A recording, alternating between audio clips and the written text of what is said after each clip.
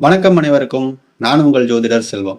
12 ராசிகள் 12 பாவமாக மாறும் பொழுது என்னென்ன மாதிரியான பலன்களை ஜாதகர் அடைவார் அப்படிங்கிறத வரிசலா பார்த்துக்கிட்டு இருக்கோம். அந்த வரிசையில இப்ப நம்ம பார்க்க போறது மேசம் அப்படிங்கிறது 3ஆம் பாவமாக வரும் பொழுது எந்த மாதிரியான பலன்கள் வெளிப்படும். இப்போ இந்த மேசம் அப்படிங்கிறது ஒரு பயனற்ற ராசி அப்படிங்கிறத பார்த்தோம். அப்ப இந்த மேசம் 3ஆம் பாவமாக மாறும் பொழுது இந்த 3ஆம் பாவம் அப்படிங்கிறது தைரிய வீரிய விஜய சகோதர ஸ்தானம்.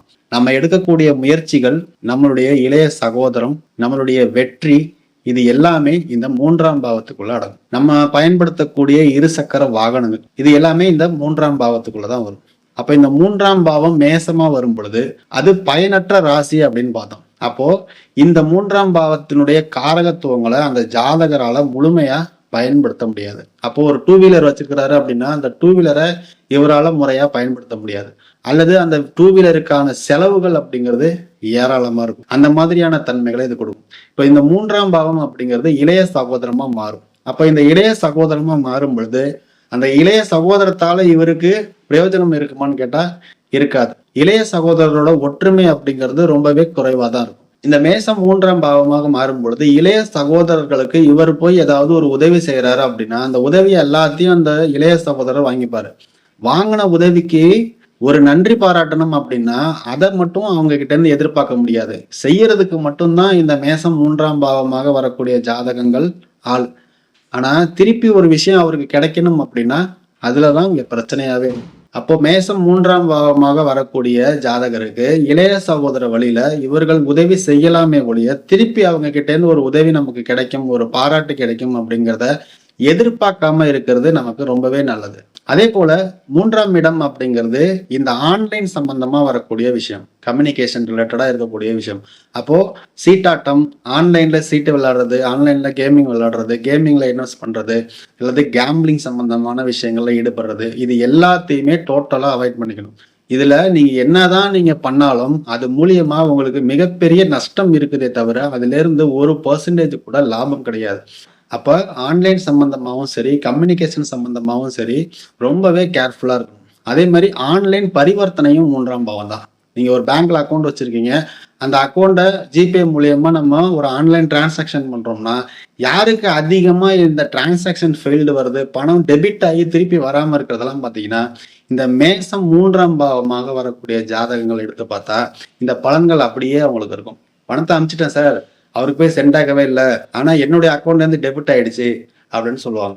எடுத்து பார்த்தோம்னா இந்த மேசம் 3ஆம் பாவமா இருக்கும். அல்லது இவங்க லக்னாதிபதி போய் மேசத்துல இருப்பாரு, சரிங்களா, அல்லது 3ஆம் அதிபதி மேசத்துல இருப்பாரு. இந்த மாதிரி 3ஆம் பாவம் மேசத்தோட சம்பந்தப்படும் போது இந்த சிக்கலை சந்திச்சே ஆகணும். அதே போல இந்த 3ஆம் பாவம் கம்யூனிகேஷன் ரிலேட்டடா இருக்கிறதுன்னு சொன்னோம். அப்போ இவங்களுடைய வருமானம், வேலை, இது சார்ந்த விஷயங்கள்ல நம்ம ஈடுபடலாம். இப்போ நம்ம யூடியூப் இருக்கோம் அப்படின்னா இந்த யூடியூப்பும் 3ஆம் பாவம் தான். அப்போ இந்த யூடியூப் மூலமா இவருக்கு எதனாவது ஒரு பிரயோஜனம் கிடைக்குமா அப்படின்னு பார்த்தா யூடியூப்ல இருக்கலாமே தவிர பெருசா ரெவன்யூ ஜென்ரேட் ஆகிறது கம்மியா தான் இருக்கும். அப்படியே பெரிய ரெவன்யூ அவர் எடுத்தாலும் அந்த மேஷம் பயனற்ற ஒரு விஷயம் அப்படிங்கிறதுனால அந்த ரெவன்யூ, அந்த ஒரு இன்கம் பயன்படுத்துறதுல சிரமங்கள் அதிகமா இருக்கும். அதே போல இவங்க ஒரு தொழில் அப்படின்னு எடுத்தாங்கன்னா அந்த தொழில் எப்படி இருக்கும், ஒரு கம்யூனிகேஷன் ரிலேட்டடா ஒரு ஆன்லைன் சம்பந்தமான இ சேவை மையங்கள் மாதிரியான விஷயங்களை இவங்க எடுத்து செஞ்சாங்கன்னா அதன் மூலியமாக இவர்களுக்கு ஒரு நல்ல வருமானம் இவங்களுக்கு இருக்கு.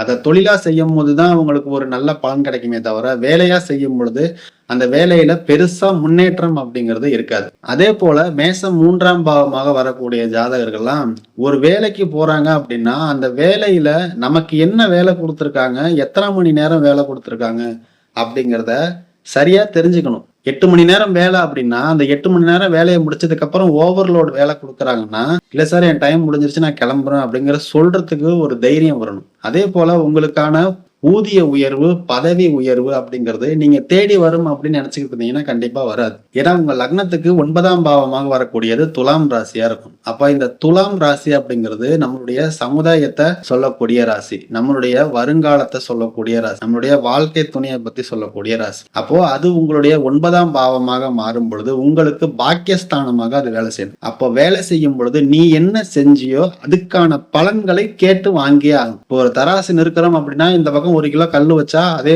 அளவு 1 கிலோவுக்கான பொருளை வச்சாதான் நம்ம வாங்கிட்டு போவோம். 3/4 கிலோ எடை போட்டு கொடுத்தானா நம்ம வாங்குவோமா?